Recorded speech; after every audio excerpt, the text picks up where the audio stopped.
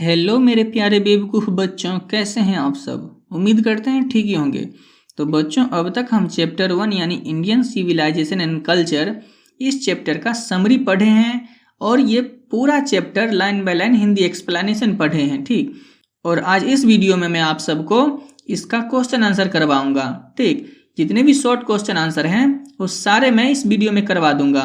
Chapter में आप देखेंगे कि आपका पेज नंबर 5 में कुछ प्रश्न है, पेज नंबर 7 में कुछ प्रश्न और पेज नंबर 10 में, यानी जितने भी शॉर्ट क्वेश्चन आंसर हैं इस चैप्टर के वो सारे मैं इस वीडियो में करवा दूंगा। ठीक, हमारे जितने भी इंग्लिश के वीडियो होते हैं वो सारे हमारे चैनल पर इंग्लिश के प्लेलिस्ट में अपलोडेड रहते हैं, अगर आप चाहें तो वहाँ से देख सकते हैं। तो चलिए हम प्रश्न को देखते हैं। तो हमारा पहला प्रश्न है, what do you know about Gandhi ji. ठीक ना, आप गांधी जी के बारे में क्या जानते हैं। देखिए, आपके एग्जाम में 10 प्रश्न आपसे पूछता है जिसका शॉर्ट आंसर लिखना होता है और प्रत्येक प्रश्न 2 नंबर का होता है। ठीक, तो शॉर्ट क्वेश्चन का आंसर आपको 40 से 50 शब्दों में लिखना है, मतलब 3 से 4 लाइन बहुत हो गया, इतना ही लिखेंगे आपको 2 नंबर मिल जाएगा। तो हमारा प्रश्न है कि what do you know about Gandhi ji, आप गांधी जी के बारे में क्या जानते हैं। तो देखिए, Gandhi ji popularly known as बापू, गांधी जी को विख्यात रूप से बापू के नाम से जाना जाता है। ठीक, was the father of our nation, वो हमारे राष्ट्रपिता हैं। ठीक, गांधी जी को बापू के नाम से जानते हैं सभी लोग और वो हमारे राष्ट्रपिता हैं। He used truth and non violence as the chief weapons against the British rule in India, उन्होंने भारत में अंग्रेजों के शासन के खिलाफ सत्य और अहिंसा को अपने मुख्य हथियार के रूप में इस्तेमाल किया। ठीक, गांधी जी को सभी लोग बापू के नाम से जानते हैं और वे हमारे राष्ट्रपिता हैं। उन्होंने भारत में अंग्रेजों के खिलाफ सत्य और अहिंसा को अपने मुख्य हथियार के तौर पर इस्तेमाल किया। दस he was a politician and a spiritual leader at the same time, और इस प्रकार वे एक राजनेता के साथ साथ आध्यात्मिक नेता भी थे। ठीक, हमारा अगला प्रश्न है, what did Gandhi do for the farmers in Bihar. ठीक, गांधी जी ने बिहार में किसानों के लिए क्या किया। ठीक, गांधी जी ने बिहार के किसानों के लिए क्या किया।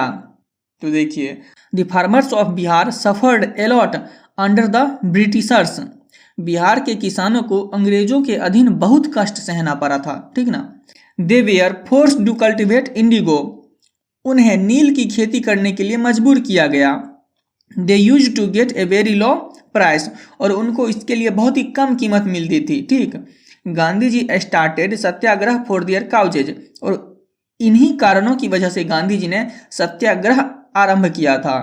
Eight last the farmers got relief from their sufferings, और अंत में किसानों को उनकी परेशानियों से राहत मिली। ठीक, तो गांधी जी ने क्या किया था, तो बिहार के जो किसान थे वो अंग्रेजों के अधीन बहुत ही कष्ट झेल रहे थे। ठीक, और उनको नील की खेती करने के लिए फोर्स किया जा रहा था और उसके लिए उनको बहुत ही कम कीमत मिलता था, तो गांधी जी ने बिहार में सत्याग्रह शुरू किया था। ठीक ना, और अंततः किसानों को उनकी परेशानियों से राहत मिली।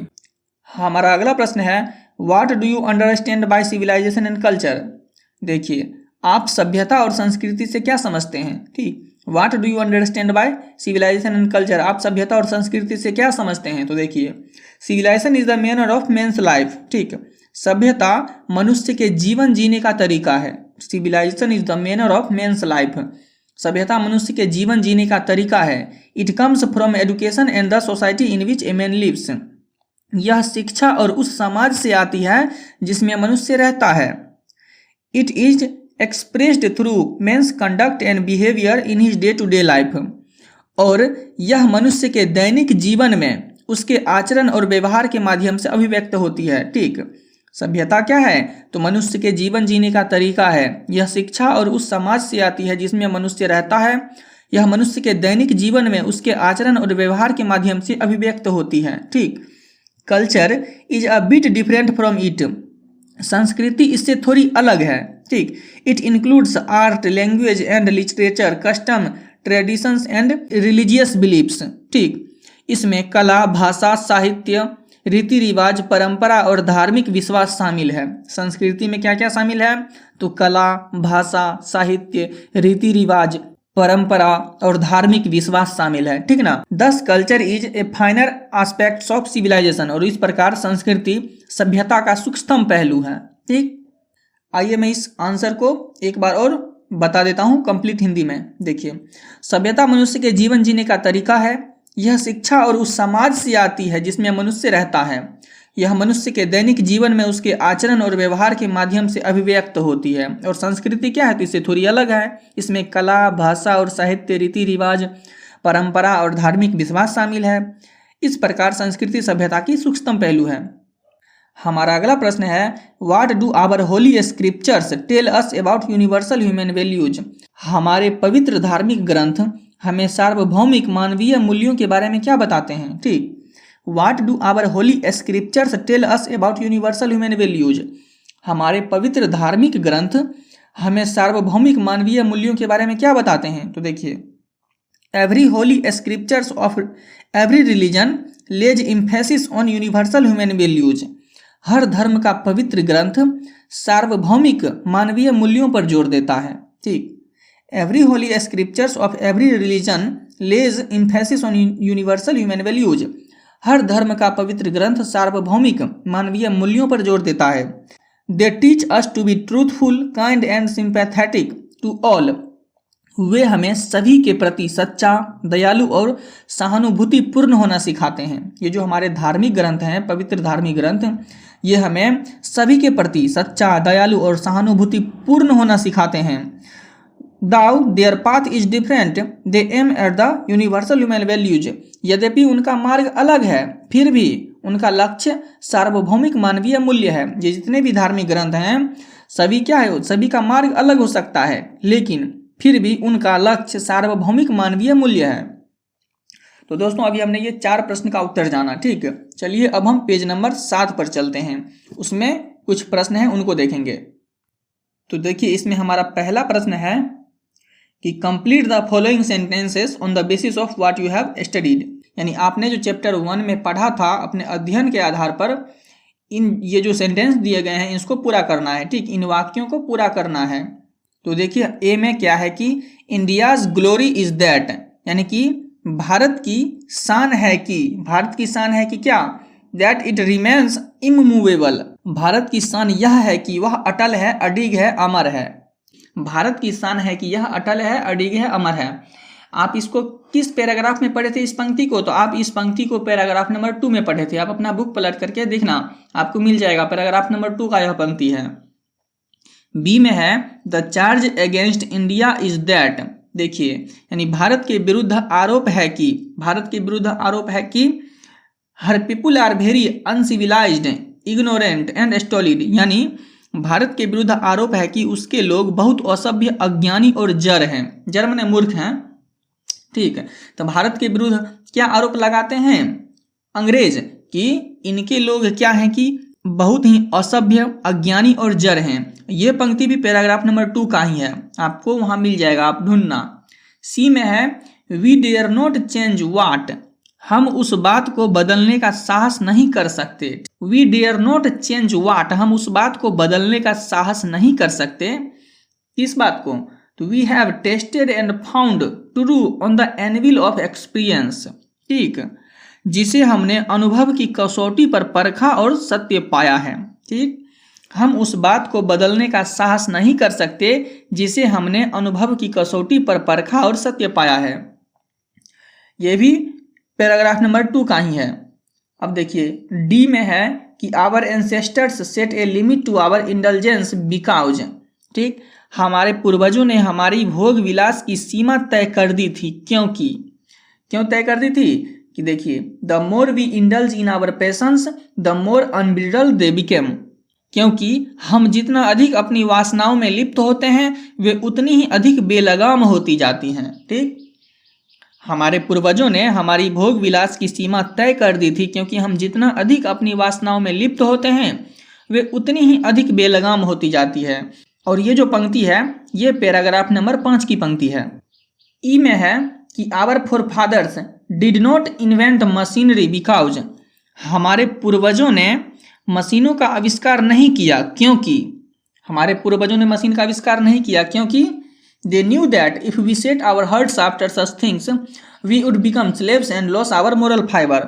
क्योंकि वे जानते थे कि अगर हम ऐसी चीज़ों के पीछे अपना दिल लगाएंगे तो हम गुलाम बन जाएंगे और अपनी नैतिक स्वतंत्रता खो देंगे। ठीक, हमारे पूर्वजों ने मशीनों का आविष्कार नहीं किया क्योंकि वे जानते थे कि अगर हम ऐसी चीजों के पीछे अपना दिल लगाएंगे तो हम गुलाम बन जाएंगे और अपनी नैतिक स्वतंत्रता खो देंगे। और ये जो पंक्ति है ये पैराग्राफ नंबर 6 की है।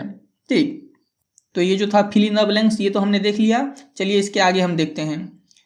B1.2 है। ठीक ना, answer the following question briefly, यानी कि निम्नलिखित प्रश्नों का संक्षिप्त में उत्तर दीजिए। ठीक, हम इन प्रश्नों को देखते हैं। ठीक, देखिए हमारा पहला प्रश्न है कि how is Indian civilisation different from European civilisation, यानी भारत की सभ्यता यूरोप की सभ्यता से कैसे अलग है। ठीक, भारत की सभ्यता यूरोप की सभ्यता से किस प्रकार अलग है, आइए हम देखते हैं। There are some basic differences between Indian and European civilisation, भारतीय और यूरोपीय सभ्यता में कुछ बुनियादी अंतर है। ठीक, there are some basic differences between Indian and European civilisation, यानी भारतीय सभ्यता और यूरोपीय सभ्यता में कुछ बुनियादी अंतर हैं। Indian civilisation lays emphasis on moral values while European civilisation propagates immorality, भारतीय सभ्यता नैतिक मूल्यों पर जोर देती है जबकि यूरोपीय सभ्यता अनैतिकता का प्रचार करती है। ठीक, यही बेसिक अंतर है कि भारतीय सभ्यता नैतिक मूल्य पर जोर देती है जबकि यूरोपीय सभ्यता अनैतिकता का प्रचार करती है। हमारा अगला प्रश्न है कि why does Gandhi ji say that mind is a restless bird, what makes the mind restless, यानी गांधी जी क्यों कहते हैं कि मन एक अशांत पक्षी है और वो क्या है जो मन को अशांत बनाता है। ठीक, गांधी जी कहते हैं कि मन एक अशांत पक्षी है, क्यों और वो क्या चीजें हैं जो मन को अशांत करती है। तो आइए इसका उत्तर देखते हैं।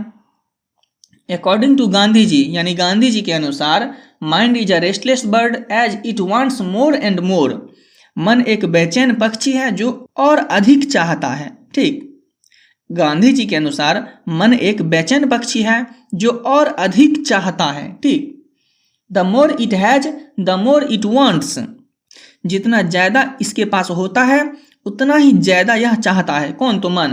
ठीक, मन एक अशांत पक्षी है जो और अधिक चाहता है, जितना ज्यादा उसके पास होता है उतना ही ज्यादा वह चाहता है। ठीक, आवर नीड्स आर अनलिमिटेड, हमारी जरूरतें असीमित हैं।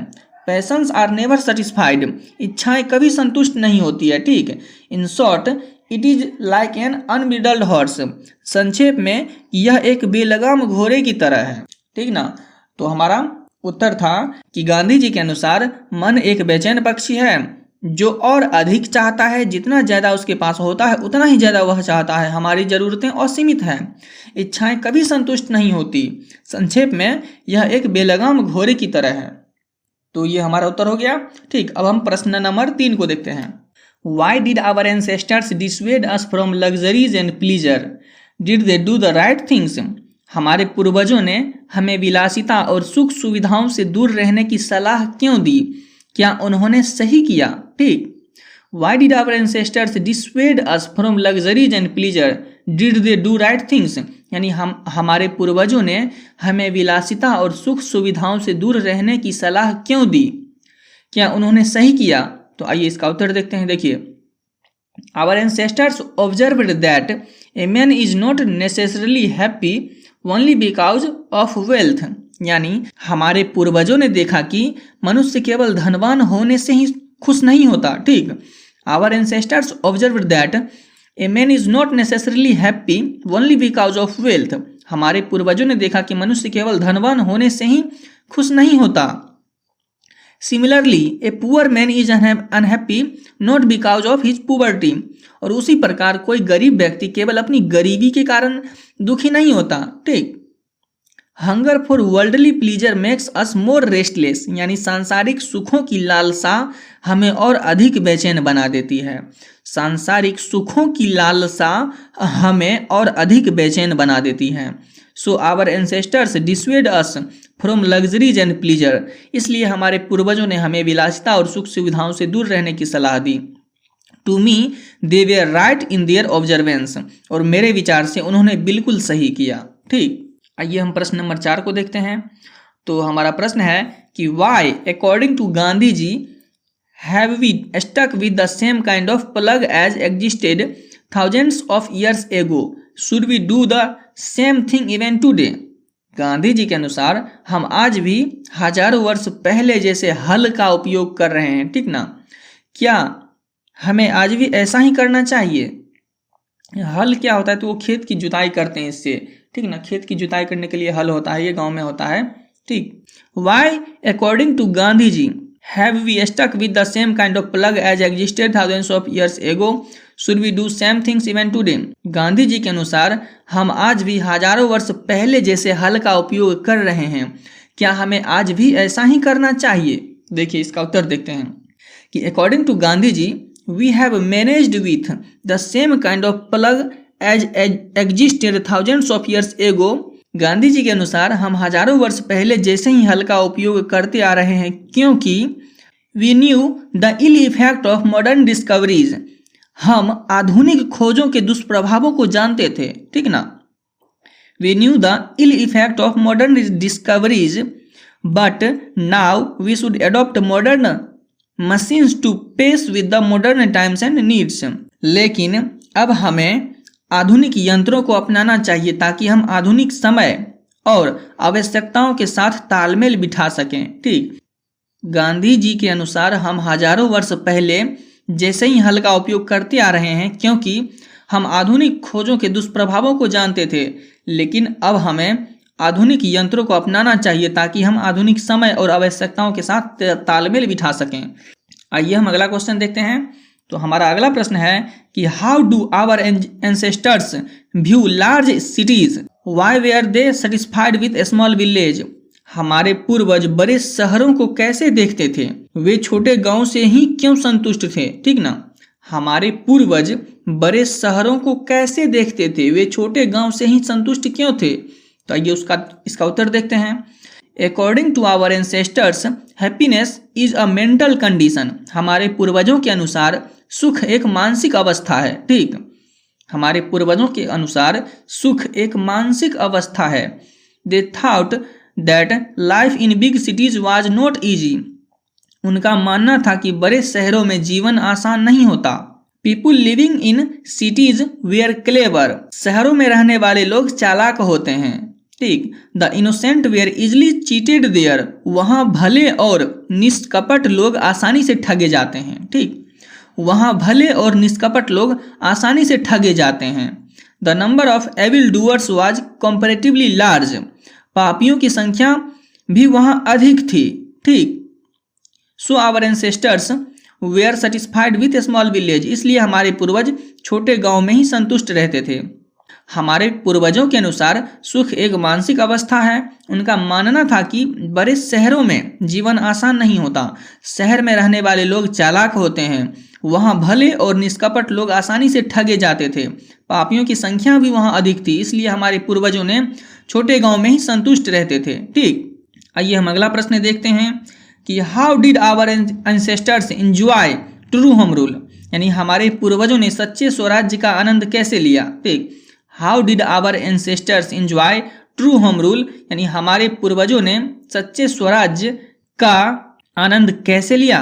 देखिए इसका उत्तर, our ancestors had seen the kings and their powers. यानी हमारे पूर्वजों ने राजाओं और उनकी शक्तियों को देखा था, ठीक। Our ancestors had seen the kings and their powers. हमारे पूर्वजों ने राजाओं और उनकी शक्तियों को देखा था। But those mighty Kings also board down their heads before the saints. लेकिन वे शक्तिशाली राजा भी संतों के आगे सिर झुकाते थे, ठीक। हमारे पूर्वजों ने राजाओं और उनकी शक्तियों को देखा था, लेकिन वे शक्तिशाली राजा भी संतों के आगे सिर झुकाते थे, ठीक। There was law and justice. उस समय कानून और न्याय था, ठीक। Doctors, vaidyas, pleaders and other did not rob people. वैद्य, चिकित्सक, वकील और अन्य लोग जनता का शोषण नहीं करते थे, ठीक। The common people were engaged in agriculture. और आम लोग खेती बाड़ी में लगे रहते थे। They carried their livelihood by hard labour. और अपनी आजीविका कड़ी मेहनत से चलाते थे, ठीक ना। देखिए हमारे पूर्वजों ने राजाओं और उनकी शक्तियों को देखा था, लेकिन वे शक्तिशाली राजा भी संतों के आगे सिर झुकाते थे, ठीक। उस समय कानून और न्याय था। वैद्य, चिकित्सक, वकील और अन्य लोग जनता का शोषण नहीं करते थे। आम लोग खेतीबाड़ी में लगे रहते थे और अपनी आजीविका कड़ी मेहनत से चलाते थे। ठीक। The evil doers were only and around the capital, और जो बुरे करने वाले लोग थे वो सिर्फ और सिर्फ कहाँ थे, तो वो शहरों में ही रहते थे। ठीक। दस दे इंजॉयड ट्रू होम रूल, और इस प्रकार ये जो गांव के लोग थे वे अपने सच्चे स्वराज्य का आनंद लेते थे। तो ये जो है पेज नंबर 7 का जितना सारा प्रश्न है ये खत्म हुआ। अब हम पेज नंबर 10 पर चलते हैं। ठीक। देखिए पेज नंबर 10 का हमारा पहला प्रश्न है कि what according to the author is modern civilization, यानी लेखक के अनुसार आधुनिक सभ्यता क्या है। ठीक। What according to the authors is modern civilization, लेखक के अनुसार आधुनिक सभ्यता क्या है। तो देखिए modern civilization is based on materialism, आधुनिक सभ्यता भौतिकवाद पर आधारित है। ठीक। आधुनिक सभ्यता भौतिकवाद पर आधारित है। People seek pleasure in worldly things, लोग सांसारिक वस्तुओं में सुख ढूंढते हैं। They try to earn more and more, वे अधिक से अधिक धन अर्जित करने का प्रयास करते हैं। In short according to the author it is the worship of brute in us, संक्षेप में लेखक के अनुसार यह हमारे भीतर के पशु स्वभाव की पूजा है। ठीक। इट इज अनएडल्टर्ड मेटेरियलिज्म, यह शुद्ध भौतिकवाद है। It has no existence if it does not think at every step of triumph of material civilization, यदि मनुष्य हर कदम पर भौतिक सफलता के बारे में ना सोचे तो इसकी कोई अस्तित्व नहीं है। ठीक। यदि मनुष्य हर कदम पर भौतिक सफलता के बारे में ना सोचे तो इसकी कोई अस्तित्व नहीं है। So it is advisable on the part of man to keep away from it at all costs, इसलिए मनुष्यों को इससे हर हाल में दूर रहना चाहिए। ठीक। यानी लेखक के अनुसार आधुनिक सभ्यता क्या है, तो देखिए आधुनिक सभ्यता भौतिकवाद पर आधारित है। लोग सांसारिक वस्तुओं में सुख ढूंढते हैं, वे अधिक से अधिक धन अर्जित करने का प्रयास करते हैं। संक्षेप में लेखक के अनुसार यह हमारे भीतर के पशु स्वभाव की पूजा है। ठीक। यह शुद्ध भौतिकवाद है। यदि मनुष्य हर कदम पर भौतिक सफलता के बारे में ना सोचे तो इसकी कोई अस्तित्व नहीं है, इसलिए मनुष्यों को इससे हर हाल में दूर रहना चाहिए। देखिए अब हमारा अगला प्रश्न है कि what did the author convey to the country man about dealing with modern civilization, यानी लेखक ने देशवासियों को आधुनिक सभ्यता से निपटने के बारे में क्या संदेश दिया है। ठीक। What did the author convey to the country man about dealing with modern civilization, लेखक ने देशवासियों को आधुनिक सभ्यता से निपटने के बारे में क्या संदेश दिया है। तो आइए इसका उत्तर देखते हैं। The distinguishing features of modern civilization is the unlimited lust for worldly things. ठीक। आधुनिक सभ्यता की मुख्य विशेषता सांसारिक वस्तुओं की असीम लालसा है। The distinguishing feature of modern civilization is the unlimited lust for worldly things. Contrary to this in the ancient civilization there was a restriction upon human wants and desires. ठीक। आधुनिक सभ्यता की मुख्य विशेषता सांसारिक वस्तुओं की असीम लालसा है। इसके विपरीत प्राचीन सभ्यता में मनुष्य की इच्छाओं और वासनाओं पर नियंत्रण था। ठीक। This discontentment arises from want of living faith in A future state and in divinity, और यह असंतोष भविष्य के जीवन और ईश्वर में विश्वास की कमी से उत्पन्न होता है। ठीक। आधुनिक सभ्यता की मुख्य विशेषता सांसारिक वस्तुओं की असीम लालसा है। इसके विपरीत प्राचीन सभ्यता में मनुष्य की इच्छाओं और वासनाओं पर नियंत्रण था। यह असंतोष भविष्य के जीवन और ईश्वर में विश्वास की कमी से उत्पन्न होता है। The author makes us aware of the immediate and disastrous result of modern invention, लेखक हमें आधुनिक आविष्कारों के तत्काल और विनाशकारी परिणामों के प्रति सचेत करते हैं। ठीक। The author makes us aware of the immediate and disastrous result of modern invention.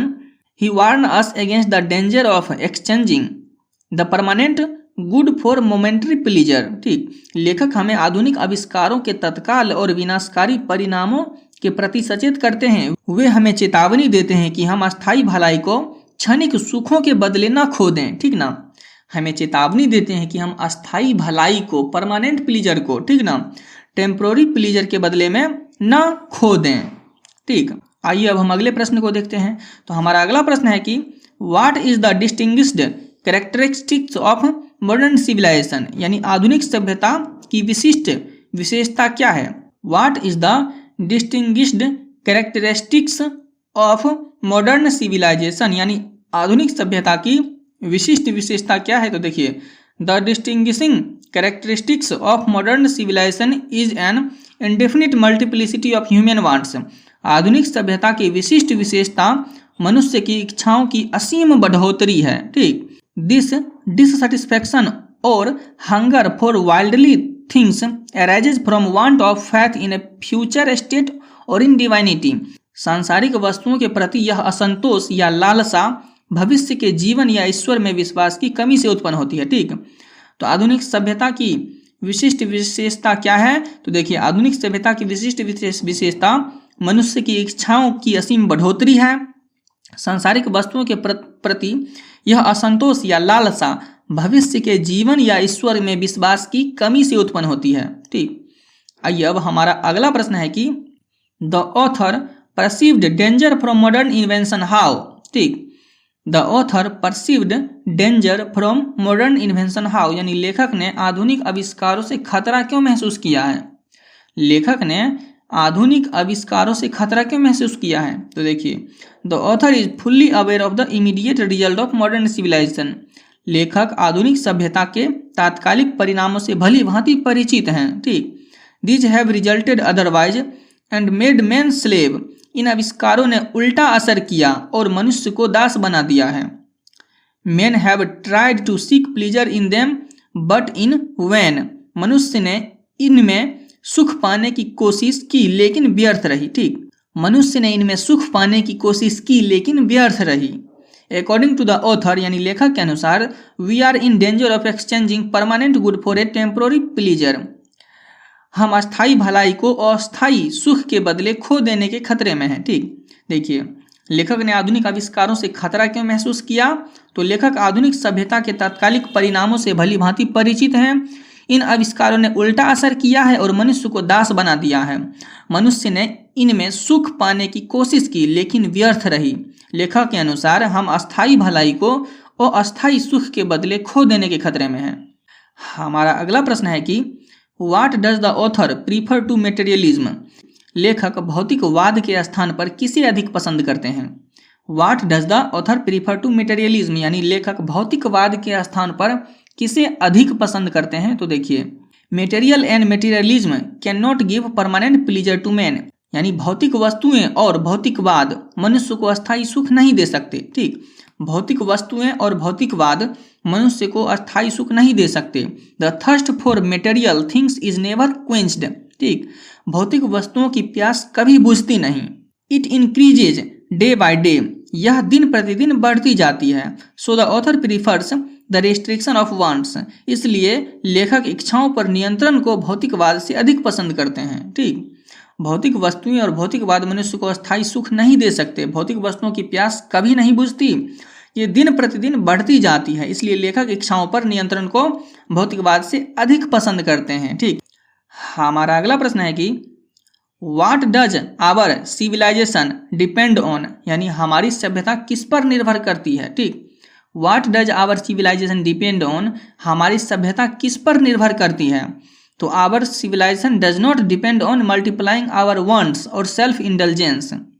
हमारी सभ्यता हमारी इच्छाओं को बढ़ाने या स्वार्थपूर्ण भोग विलास पर निर्भर नहीं करती है।